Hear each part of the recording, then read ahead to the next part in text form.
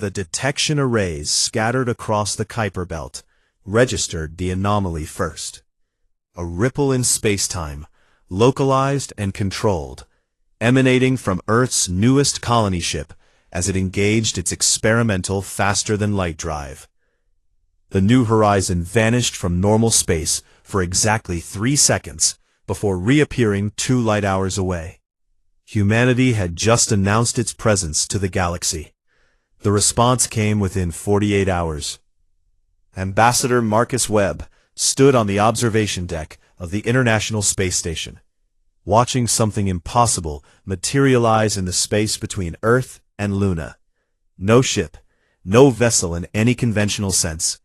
Instead, a structure of pure light began folding itself into existence. Geometric patterns that hurt to look at directly. Colors that didn't exist in human perception. Around it, smaller forms took shape, crystalline entities that reflected starlight in impossible directions, clouds of luminous gas that moved with clear intelligence, and towering figures that seemed carved from living metal. The message came simultaneously in every language humans had ever spoken, broadcast directly into the minds of everyone on Earth, and across the scattered colonies of the solar system. Marcus heard it in English, but his Russian colleagues heard Russian. His Mandarin-speaking assistant heard Mandarin, and so on, across the entire spectrum of human communication. Greetings, humanity. We are the Galactic Council. We have been waiting for you. Marcus was chosen to lead Earth's delegation. At 53, he'd spent 30 years in diplomatic service, navigating the complexities of international relations, mediating disputes, finding common ground between nations that had been enemies for generations. But nothing in his experience prepared him for the Grand Nexus. The Council's meeting station existed in a stable position above what they called the Core Worlds, a cluster of 70 star systems near the galactic center, where the oldest civilizations made their homes. The station itself was a monument to technologies humanity couldn't begin to understand. It was simultaneously massive and intimate, existing in what Marcus's scientific advisors described as folded space, containing volumes that shouldn't fit within its apparent dimensions. The council chamber was designed to accommodate beings of radically different biologies. Sections filled with methane for species that breathed poison, gravity wells adjusted for creatures who massed hundreds of tons, fields of hard radiation for entities that fed on stellar emissions. And in the center, a platform adjusted for human comfort. Oxygen-nitrogen atmosphere, Earth standard gravity, pleasant temperatures. First speaker Jathan greeted Marcus personally.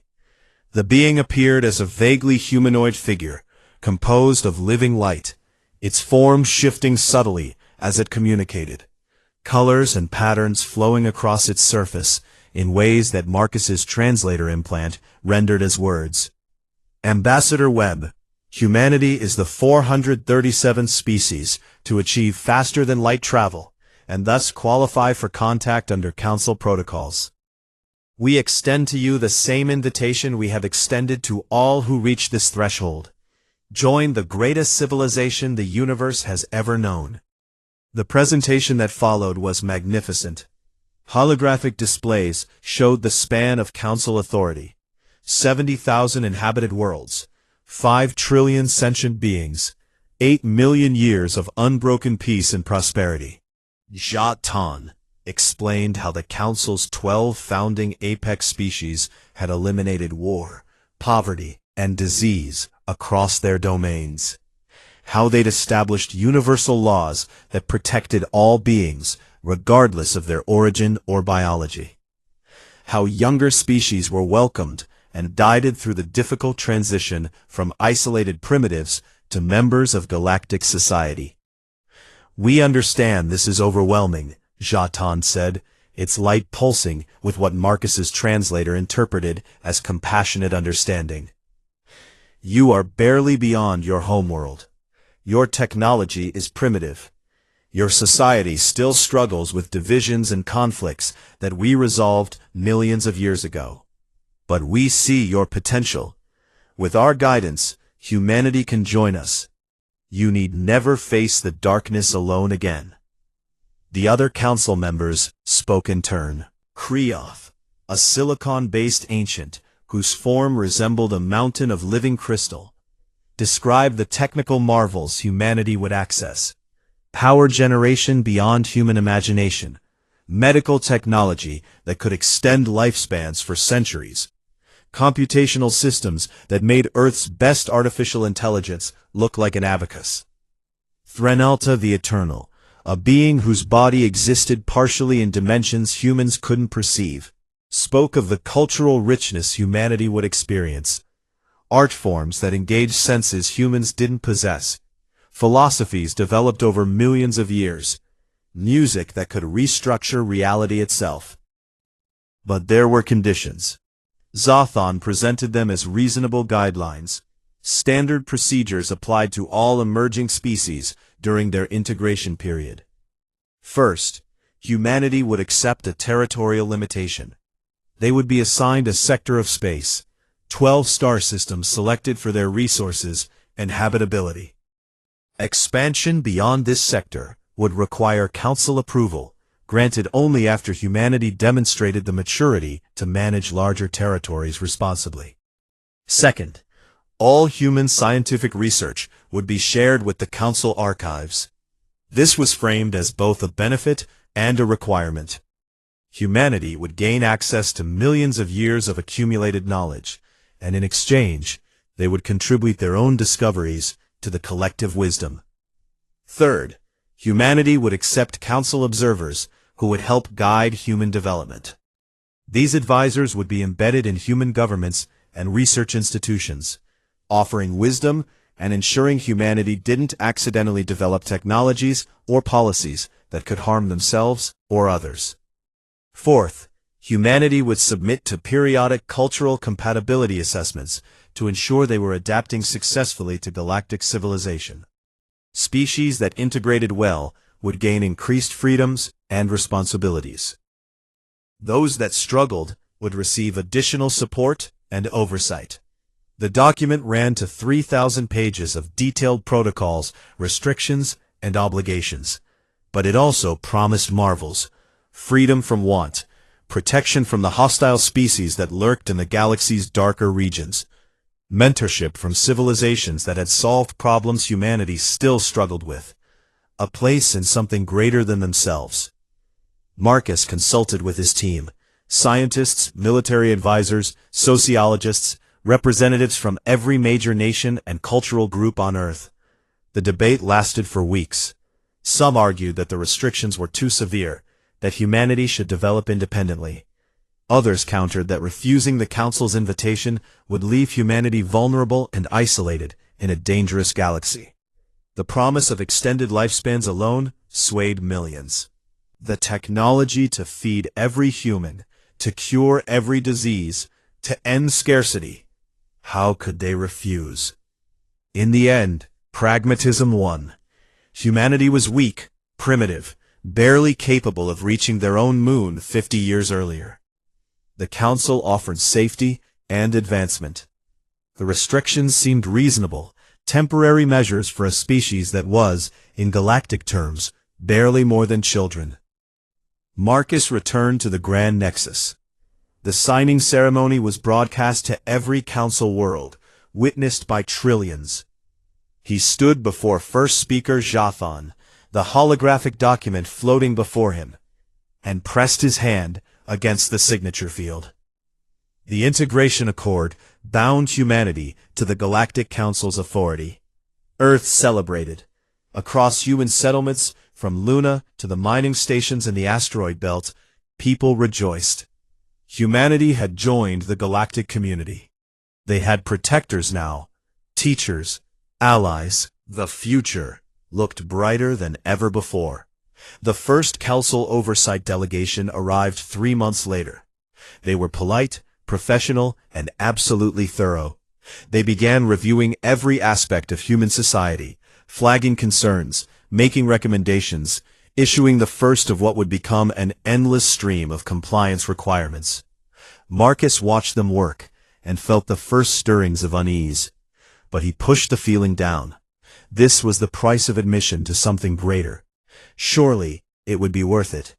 He had no idea how wrong he was. Captain Amira Okonkwo floated in the command center of the research vessel Breakthrough, watching her sensor officer chart another gravitational anomaly in the Kepler-90 system. 50 years had passed since first contact. Amira was 37 years old, born after the Integration Accord, raised in a humanity that had never known galactic isolation. Her grandparents told stories about the excitement of that first contact, the hope that had swept across Earth. Amira had trouble reconciling those stories with the reality she'd lived. The restrictions had come gradually, each one justified with calm council logic. When humanity requested permission to colonize Tau Ceti, a beautiful system just 11 light-years from Sol, with 3 habitable worlds, the council reviewed the application for 4 years before denying it. The official reason was concern about overextension of primitive infrastructure. Humanity was limited to their assigned 12 systems, 37 worlds total, most of them requiring extensive terraforming.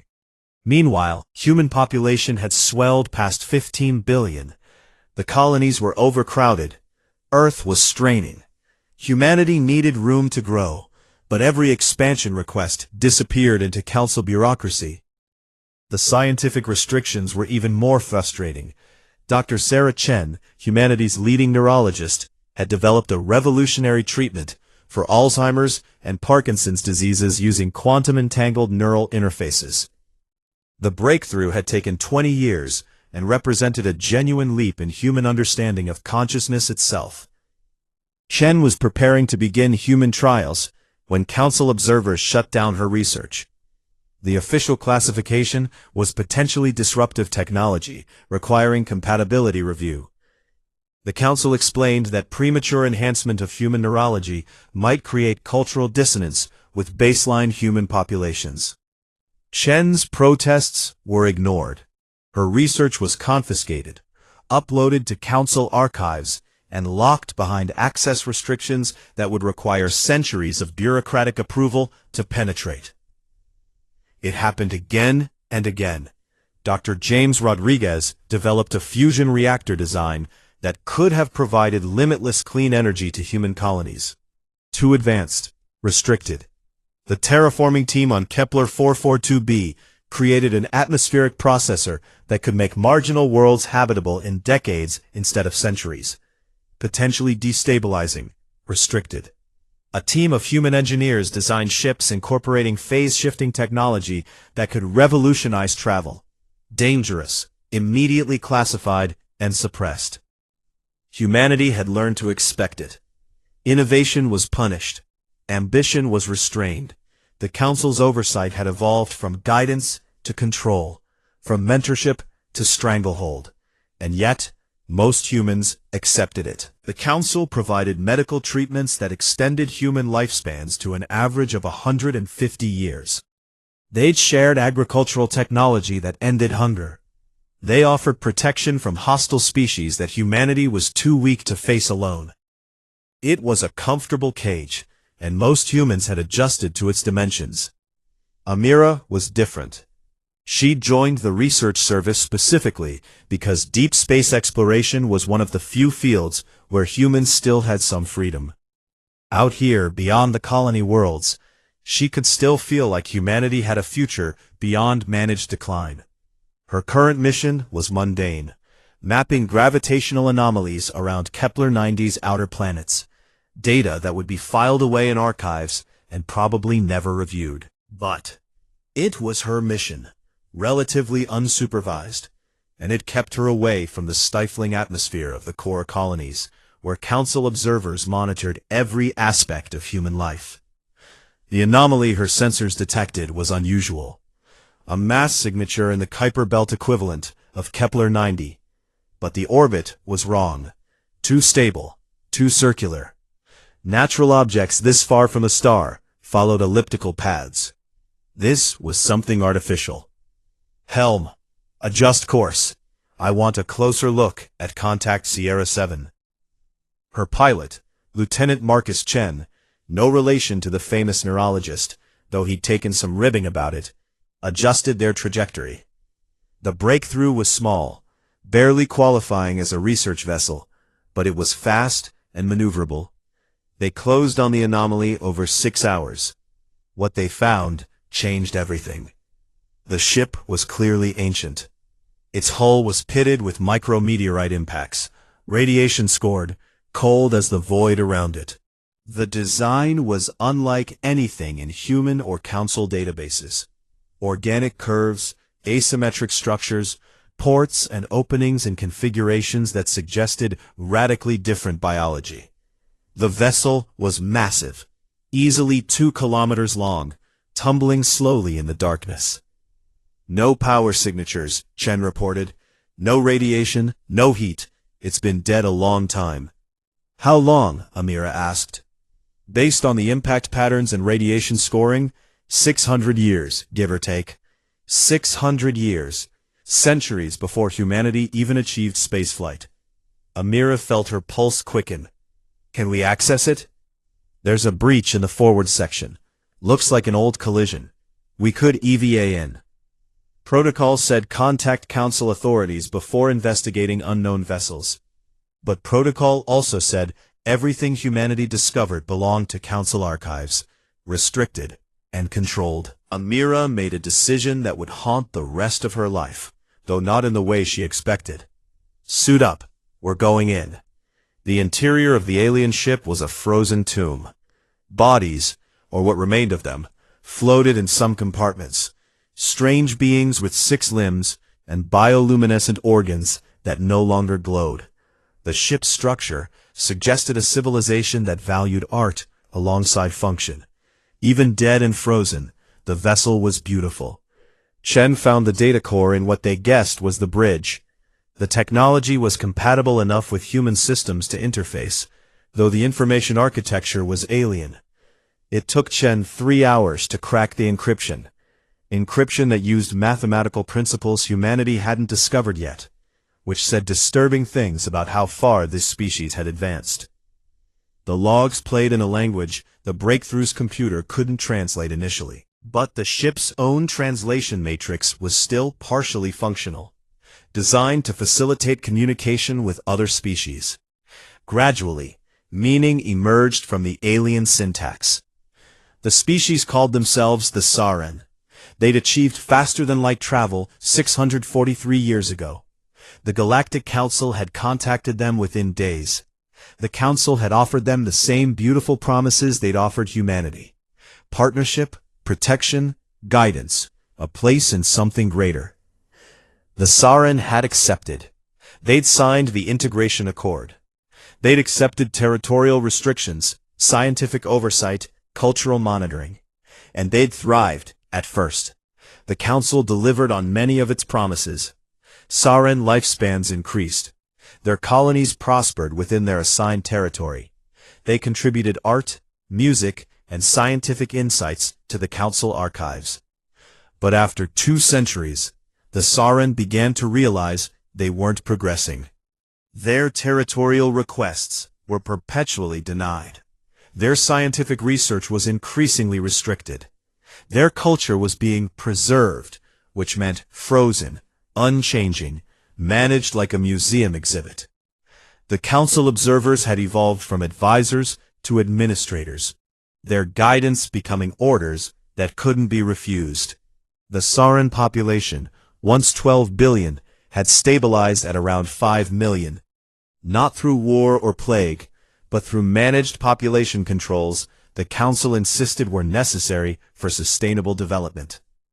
Their territory had never expanded beyond the original 40 systems, despite 600 years of requests. The final log entries were written by this ship's captain, a Saran named Kelshin the Wanderer. Kelshin had assembled a crew of Saran who remembered their species' independent history, when they'd been explorers and innovators instead of managed subjects. They'd stolen this ship, loaded it with everything they could carry, and fled, attempting to escape Council space entirely. Kelshan's final entry was dated 3 days into their flight. The Council found us. Their ships are faster, their weapons more powerful. We cannot escape. They offer a choice: return and face rehabilitation, or be destroyed as dangers to galactic stability. Vorthan has activated the self-destruct, but the drive is damaged. We'll die in the cold instead of fire, but we'll die free. To anyone who finds this, the Council is a lie. They don't want partners. They want specimens. Living things they can study, control, preserve like insects in amber. They call it mentorship. We discovered too late that it's a cage with no door. We tried to leave. They stopped us. Learn from our failure. The ship's self-destruct had failed, leaving the vessel and its crew to drift for 6 centuries, a monument to a failed escape. Amira copied everything. Then, she searched Council databases for references to the Sarin. They existed, 5 million of them, confined to 3 worlds in Sector 447. Their requests for territorial expansion were listed as perpetually under review. Their scientific innovations were classified as culturally preserved research. They've been requesting permission to leave the Council for 400 years. Every request denied. Amira searched for other species in similar situations.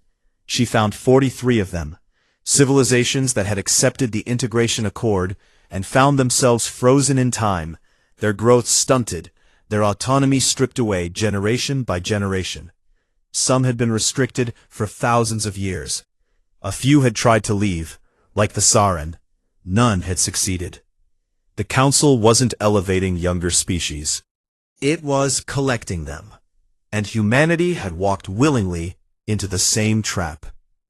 The data spread through human space like a virus, copied and distributed faster than Council observers could contain it.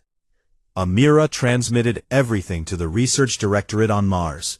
From there, it leaked to academic networks, then to public forums, then to every corner of human civilization in the 12 assigned systems. Within a week, 15 billion humans knew the truth. The Council's response was immediate and uncompromising. First Speaker Zathan appeared on every human communications channel simultaneously, its form pulsing with what the translators rendered as stern disapproval. Captain Okonkwo has violated sacred protocols by disseminating classified cultural information.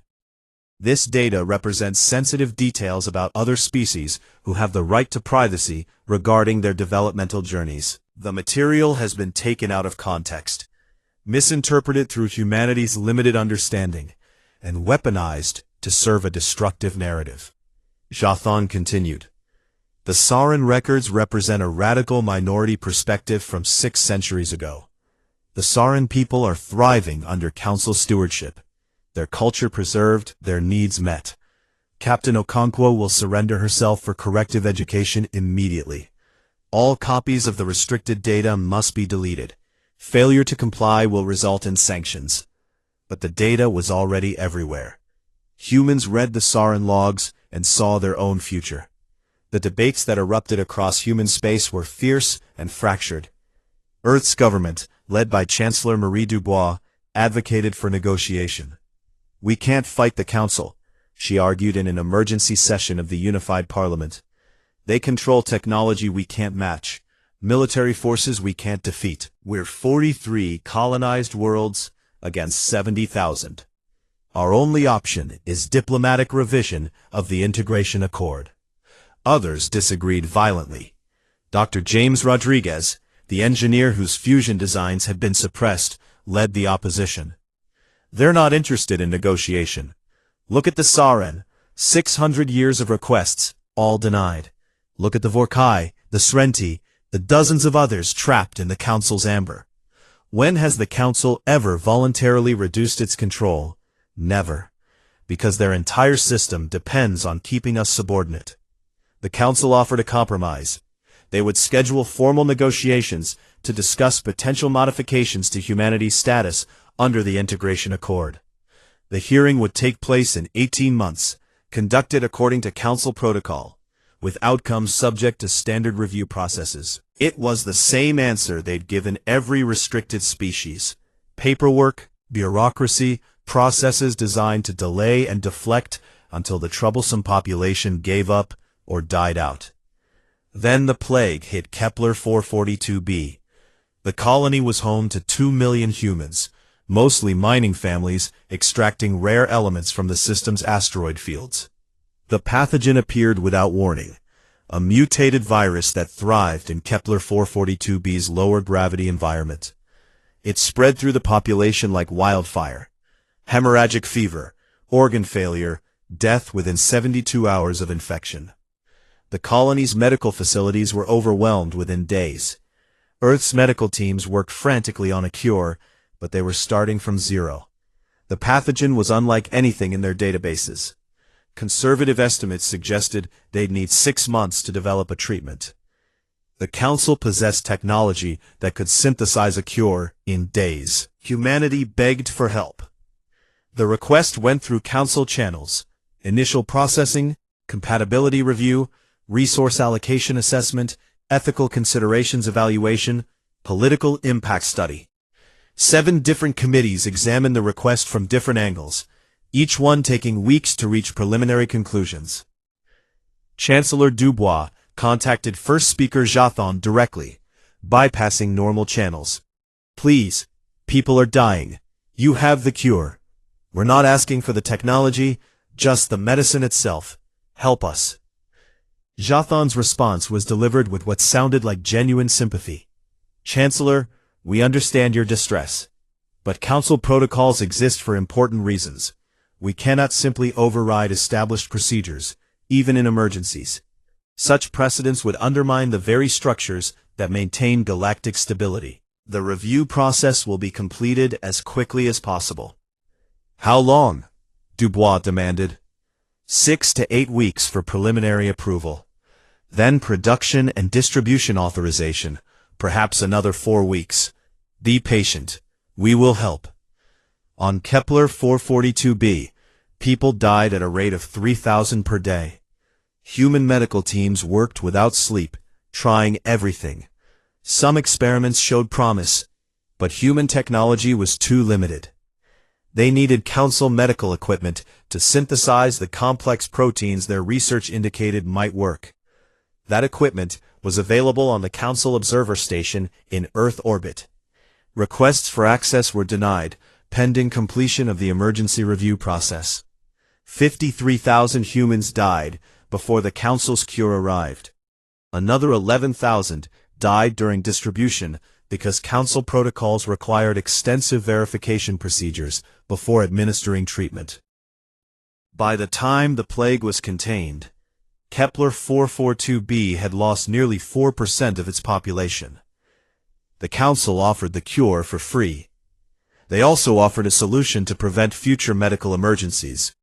They would station advanced medical facilities on human worlds, managed by Council observers, ensuring rapid response to any health crisis. The cost would be simple. Humanity would accept enhanced oversight protocols that embedded Council administrators in every level of human government and placed Council observers in every research facility. It was textbook. Create a crisis through inaction, then offer the solution that expanded control. Humanity had seen the same pattern in the Saren logs. The Council never used violence or direct force. They used bureaucracy, delay, and manufactured necessity to transform guidance into domination. Dr. Rodriguez made a speech that went viral across human space. He spoke from Mars shipyards, where he worked on vessels humanity was allowed to build only with Council-approved designs, using Council-approved technology. They're offering us a choice between dignity and survival, between accepting permanent subjugation or watching our people die when disasters strike. They've engineered the situation to make refusal look like suicide. But I'm here to tell you there's a third option. We choose both, dignity and survival, and we do it without their permission. He revealed what a small group had been working on in secret for 5 years. A project hidden in the vast facilities of Mars shipyards, disguised as routine maintenance and authorized construction. They called it the Exodus Initiative. Humanity's best minds, working without council approval or oversight, had been pooling forbidden knowledge. Sarah Chen's neural interface research, Rodriguez's suppressed fusion designs, quantum communications that operated on principles the council couldn't intercept, stealth composites that bent sensor waves around their surfaces, and something entirely new, a drive system that functioned on completely different principles than council faster-than-light technology. The council's ships manipulated space-time, folding it to move between distant points. Humanity's drives, born from desperation and prohibited quantum research, phased ships partially out of normal space. Not invisibility, something stranger. A state where ships existed in the normal universe and somewhere else simultaneously. Detectable but untouchable. Present but unreachable. Rodriguez displayed the prototype, a small ship, barely large enough for 20 people, bristling with experimental technology. It's dangerous. It's unproven. The phase drive could fail and trap us between dimensions. The stealth systems might cook us with our own reflected radiation. We could activate it and simply cease to exist. But you know what? I'd rather die taking a chance on freedom than live forever as someone's well-fed pet. The response was immediate. Council observers detected the broadcast and dispatched peacekeeping forces to Mars. But humanity had learned from the Saren's mistakes. The prototype wasn't alone. Scattered across human space, hidden in asteroid facilities, buried on remote moons, floating in the dark between systems. Hundreds of ships, all built in secret, all equipped with the experimental technology. The moment Council forces moved toward Mars, the ships activated. The Council declared humanity's unauthorized research an existential threat to galactic stability. They deployed peacekeeping fleets to blockade every human system. No ships in, no ships out. Full communications lockdown. They'd done this before to other species. Maintain the quarantine until the troublemakers surrender or die out. It had always worked. But the Exodus ships were already moving. They phased into that strange half-space, slipping through the Council's blockade like shadows through solid walls. Peacekeeping forces fired on targets they could barely detect. Weapons designed to destroy conventional ships passing through vessels that weren't entirely in normal space. Some Exodus ships died, catastrophic phase drive failures, or lucky shots that caught them during phase transitions. But most escaped. Commander Jackson Reeves piloted the Defiant Dawn, leading the first wave. Behind him, 300 ships followed, packed with volunteers who'd signed away their lives for this gamble. His message broadcast on every frequency, reaching across Council space. We came to you as students seeking knowledge. You made us prisoners seeking escape. We asked for partnership. You offered servitude. We're leaving now. Chase us if you can. And to every species listening, every civilization locked in the Council's gilded cage, the doors were never locked. You just had to be willing to walk through them.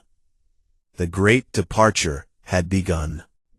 The Exodus unfolded across 20 years, transforming from desperate escape into systematic migration. Commander Jackson Reeves became Admiral Reeves, leading not a fleet, but a scattered diaspora of human vessels heading in every conceivable direction. The Council's response revealed the limitations of their ancient supremacy. The peacekeeping fleets pursued, of course, massive dreadnoughts that had maintained order for millions of years, equipped with weapons that could sterilize planets or collapse stars. But the phase drives made pursuit nearly impossible. Council sensors could detect human ships, could track them approximately, but targeting systems designed for conventional space travel couldn't lock onto vessels that flickered between dimensions. Every engagement ended the same way. Council forces firing at ghosts, human ships slipping away before the hammer fell. The Council tried adaptation. They assigned their best scientists to study the phase drive phenomenon. But those scientists hadn't developed new technology in millions of years. They'd refined existing knowledge, optimized ancient principles, but genuine innovation had atrophied from their civilizations. The problem couldn't be solved by reviewing archived research or following established protocols. It required creative thinking, intuitive leaps, and willingness to fail, qualities the apex species had systematically eliminated from their cultures in favor of stability and control. Meanwhile, humanity scattered like seeds on the wind. Admiral Reeves led the largest group westward toward the galactic rim. 3,000 ships, carrying 2 million people, venturing into regions the Council had marked as unexplored on their navigation charts. Unexplored not because they were unreachable, but because the Council had stopped exploring millions of years ago. Why venture into the unknown when you controlled everything worth knowing?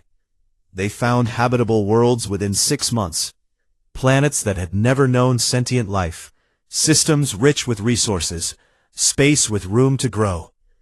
Reeves established the first settlement on a world they named Horizon's Reach, a deliberate choice, suggesting both achievement and continuation, not a destination, but a waypoint. Other human groups went different directions. Captain Maria Santos led an expedition toward the galactic core, threading through dense star fields the Council considered too dangerous for navigation. Dr. Bond, Sarah Chen, freed from oversight, led a science fleet to the sector surrounding Sagittarius A star, the supermassive black hole at the galaxy's center, establishing research stations in the extreme gravity wells to study physics the Council's comfortable civilizations had never investigated. Commander Wei Zhang took his fleet toward the Magellanic Clouds, small satellite galaxies orbiting the Milky Way. The journey would take decades even with phase drives, but Zhang argued that genuine freedom meant being beyond even the possibility of Council reach. Humanity established no central government. The Exodus fleet captains met periodically, coordinated basic logistics, shared discoveries. But they refused to recreate the hierarchy they'd escaped. Each fleet remained autonomous, each settlement self-governing. It was messy, inefficient, sometimes frustrating. People argued about resource allocation, territorial boundaries, philosophical differences. Some settlements thrived. Others struggled. A few failed completely. It was gloriously, chaotically free. Admiral Reeves maintained continuous broadcasts back into Council space. Not to the Council itself, but to the restricted species. His messages reached the Sarin, the Vorkai, the Srenti, and 40 other civilizations living in the Council's amber.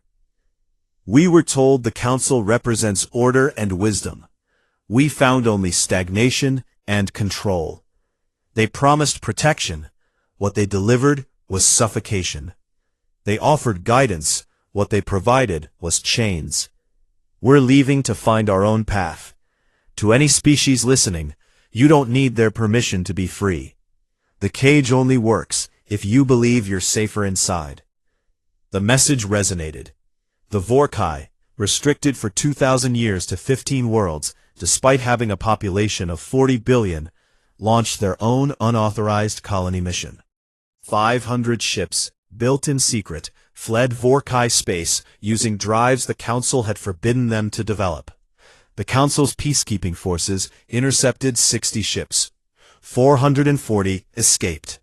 The Srenti demanded immediate renegotiation of their developmental status. When the Council responded with the standard bureaucratic delays, the Srenti simply stopped complying with Council directives.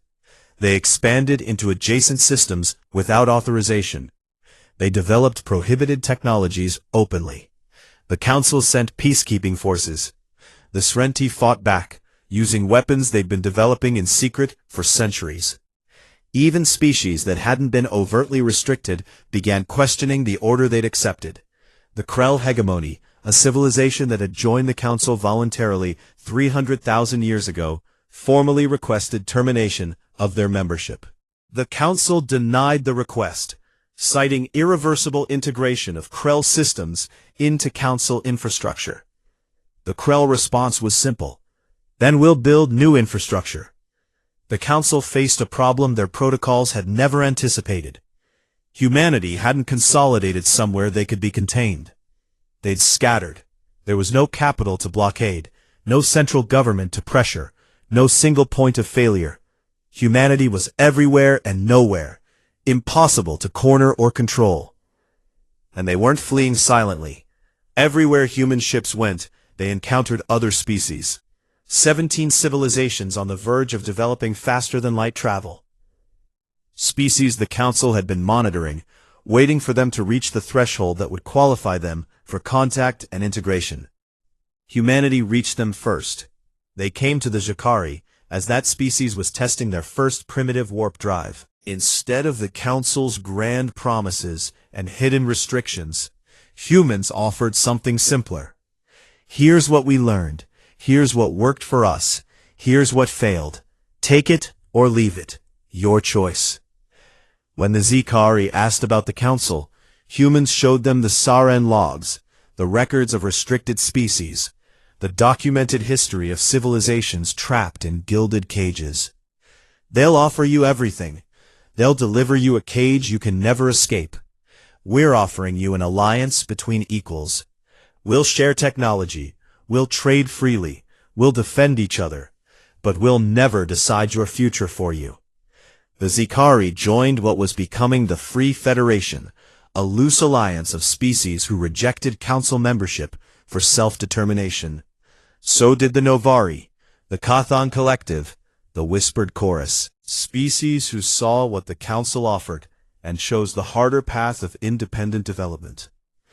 The Free Federation had no central authority, no unified military, no single decision-making body. It was barely organized at all. Species and settlements joined voluntarily, contributed what they could, helped each other when able, and remained free to leave whenever they wanted.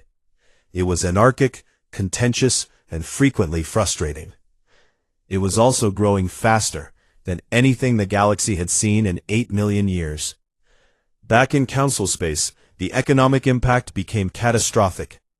The apex species had spent so long being served by their junior members that they'd forgotten how to do things for themselves. Their technology, unchanged for epochs, suddenly looked stagnant compared to the innovations pouring out of Free Federation space.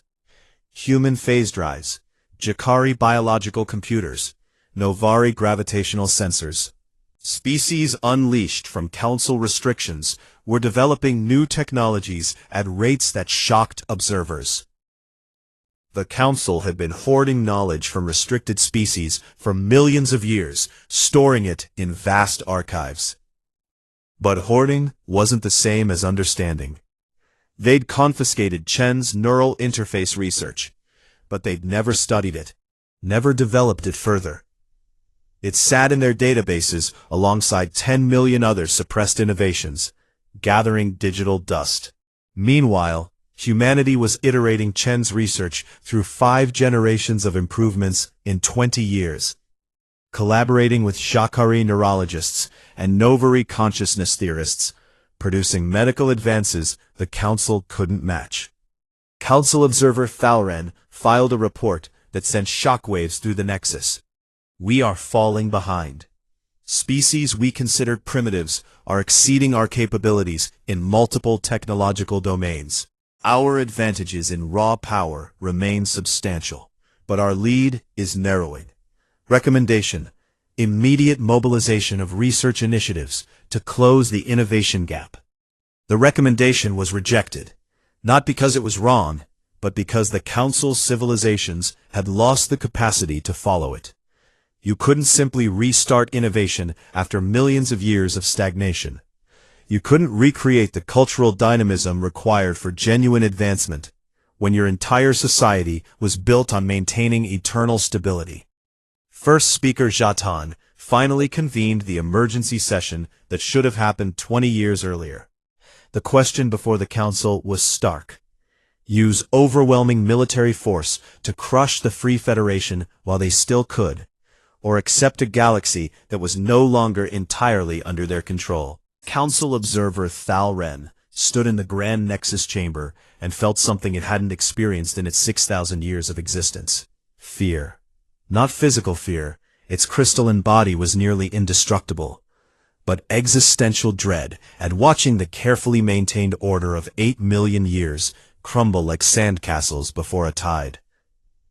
The emergency session had been running for 3 weeks, the longest continuous council meeting in recorded history. Holographic displays showed the spreading chaos. The Free Federation now encompassed 200 star systems. 37 species had rejected council authority. 5 restricted species were in open rebellion. The Vorkai had established 7 unauthorized colonies. The Srenti were systematically dismantling council monitoring stations in their space. The Krell were building their own faster-than-light network, independent of council infrastructure. And humanity, the primitives who'd signed the Integration Accord just 70 years ago, had established settlements in regions of space the Council had never bothered exploring. They'd made contact with species the Council hadn't known existed. They'd developed technology the apex civilizations couldn't duplicate. Krioth the Eternal, the silicon-based ancient who'd existed since before some stars were born, spoke in harmonics that resonated through the chamber's structure. Military intervention. Deploy the full peacekeeping armada. Destroy the Free Federation settlements. Make an example that will terrify the restricted species back into compliance. We have the power. Use it. The proposal had support. The Council commanded thousands of dreadnoughts, weapons that could crack planets, forces that had maintained order across 70,000 worlds for eons. They could crush the Free Federation through overwhelming force, but Elder Velkoth, a being of living energy who rarely spoke, raised objections that chilled the chamber. Intelligence reports are clear. Human defensive technology has advanced significantly. Phase field generators that can shield entire settlements. Weapons using principles we don't understand. They've shared these technologies with their allies. A military campaign would be devastating to both sides. We would win, eventually, but the cost would be measured in trillions of lives and thousands of destroyed worlds. Is that truly the legacy we want for our 8 million years of peace? The debate raged for hours. Some argued for compromise, offer humanity better terms, convince them to return voluntarily. Others insisted this would show fatal weakness, encouraging more rebellion. A few suggested accelerating integration of the remaining restricted species, granting them freedoms that might reduce pressure for independence. First speaker Zoktan finally called for silence, its light pulsing with resignation. Perhaps we should ask ourselves a different question. Not whether we can stop this, but whether we should have prevented it in the first place. The chamber erupted in protest, but Zoktan continued. I was present when we welcomed humanity. I made the same speech I've made 436 times before, to every species that achieved faster-than-light capability. I offered them guidance, protection, and membership in our civilization. I also offered them restrictions we framed as reasonable, temporary, necessary. Those restrictions were never temporary. They were never intended to be. We tell ourselves we're protecting younger species from the dangers of premature advancement. But perhaps we're actually protecting ourselves from the discomfort of change. Thalren accessed historical databases, examining the question nobody had asked in millions of years. When did the apex species stop innovating? The answer was disturbing. The last major technological breakthrough in Council space occurred 4 million years ago. The last significant cultural movement was 6 million years back. The last time Council borders expanded was 7 million years ago. The apex civilizations had achieved stable immortality, perfect health, unlimited energy, and complete control over their environment. They'd solved every problem they considered worth solving. Then they'd stopped trying to solve new problems. Why take risks when you'd already achieved paradise? Why change when things were perfect? Except things weren't perfect. They were static. The Council had transformed stability into stagnation, preservation into stasis, order into ossification. They'd continued accepting younger species into their civilization, not to elevate them, but to preserve the appearance of growth, while ensuring nothing actually changed. The restricted species weren't being mentored toward membership. They were being frozen in developmental amber, their trajectories arrested, their potential constrained. Living exhibits in the Council's Galactic Museum, their cultures preserved not for their own benefit, but for the entertainment and study of civilizations that had forgotten how to create anything new. Humanity had exposed this rot simply by refusing to accept it. Thalren proposed something radical: send an ambassador to the Free Federation, not to threaten, not to demand surrender, but to apologize. Offer them full autonomy if they return to Council space. Offer reparations. Offer anything they want. The proposal generated fierce resistance. Apologize to primitives? Negotiate as equals with species barely capable of space travel 70 years ago? It was unthinkable. But the alternative was war that would destroy the very peace the Council claimed to protect. The vote was close. The ambassador mission was approved by the narrowest possible margin. Thalren volunteered to lead it. The journey to Horizon's Reach took 3 weeks. Thalren traveled on a diplomatic vessel, unarmed, broadcasting peaceful intentions on all frequencies. Human ships escorted them through Free Federation space, polite but cautious. Thalren couldn't help noticing the sophistication of those escort vessels, the casual competence of their crews, the advanced technology evident in every system. They'd done this. The Council's attempt to contain humanity had forced humanity to exceed every limitation the Council imposed. Restriction had bred innovation. Control had sparked creativity. The cage had produced something the Council couldn't anticipate. A species that grew stronger by being suppressed. Elena Vasquez met Thalren at Horizon's Reach orbital station. She was Marcus Webb's granddaughter, 53 years old, wearing the informal uniform of Free Federation diplomacy. No elaborate ceremony, no grand hall. Just a simple conference room with a view of the planet below. Green and blue and beautiful. A world humanity had made home without asking permission. Thalren delivered the Council's offer. Full autonomy, complete technological access, formal apology for restrictive policies, reparations in the form of resources, technology, territory.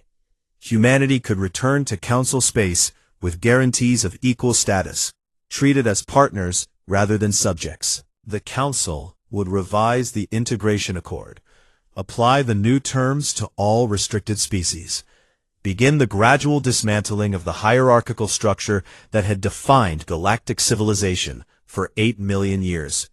Elena listened carefully, asked clarifying questions, took notes. When Thalren finished, she smiled with genuine sadness. My grandfather believed in your promises. He died thinking he'd failed humanity by trusting you. But he didn't fail. He taught us what to avoid. She gestured toward the viewport, where ships from a dozen species moved through orbital space, human vessels alongside Jakari bioships and Novari crystal constructs. This is what you could have built. Partnership instead of dominance, cooperation instead of control. But you can't conceive of relationships between equals. Even now, your offer assumes you have the authority to grant us autonomy. You're still thinking in terms of masters and subjects. What do you want from us? Thalren asked, its crystalline structure resonating with confusion. Nothing, Elena said. That's what you don't understand. We don't need your approval, your technology, or your membership. We're not negotiating for permission to be free. We're already free. We don't want to reform your council. We're building something different. You can keep your order, your stability, your 8 million years of comfortable stagnation. We'll keep our chaos, our risk, our freedom to fail and grow. And the other species? Thalren pressed. The rebellion spreading through council space?